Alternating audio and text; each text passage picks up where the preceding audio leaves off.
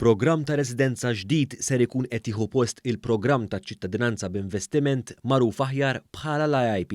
Ħabbar dan is-Segretarju Parlamentari għaċ-Ċittadinanza u l-Komunitajiet Alex Muscat hekk kif spjega li l-programm il-ġdid li kien diskuss flimkien mal-Kummissjoni Ewropea u approvat mill-Kabinett issa ser ikun qed jiġi diskuss fil-Parlament fil-ġimgħat li ġejjin. L-IIP kif inhu llum ser jispiċċa.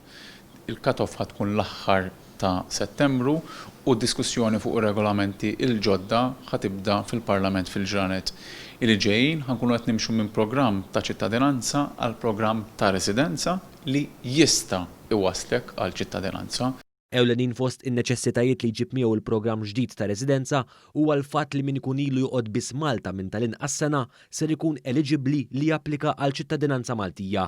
Dan apparti li persuna ma jistax japplika għal residenza Maltija qabel ma jkun għadda minn proċess rigorus ta' skrutinju li jikseb l-informazzjoni kollha fuq l-individwu u l-passat tiegħu.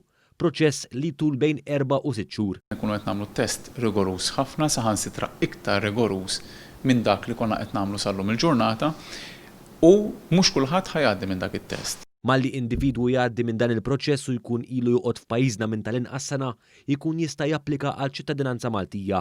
Min japplika għal ċittadinanza wara sena biss ser ikun qed jiġi mitlub iħallas 750,000 euro, filwaqt li min japplika wara 3 snin ikun mitlub iħallas 600,000 euro.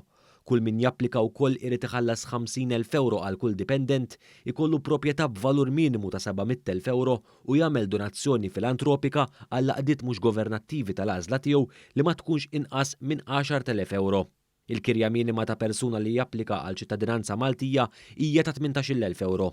Il-programm il-ġdid ser jagħmel fliġi wkoll li l-aġenti għal dan il-programm għandhom ikunu biss awdituri, avukati, accountants u financial advisors liċenzjati.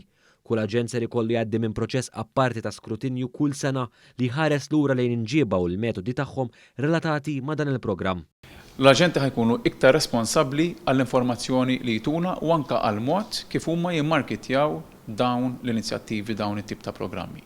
Ħanitfgħu iktar responsabilità fuqhom sabiex l-aġenti ovvjament joqogħdu ħafna iktar attenti kif iġibu ruhom għax finalment huma l-ambaxxaturi li qegħdin hemm barra jattiraw dawn l-investiment lejn pajjiżna. Is-Segretarju Parlamentari Alex Muscat sostna li b'dan il-programm ġdid issa Malta ser tkun il-pajjiż bl-aktar programm esklusiv u finanzjarjament għoli fl-Unjoni Ewropea kollha.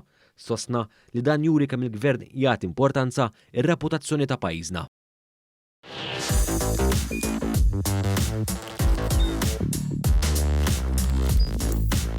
Idħol fuq one.com.mt u hemmhekk tista' tara l-programmi kollha li jxandru fuq One permezz ta' One Play.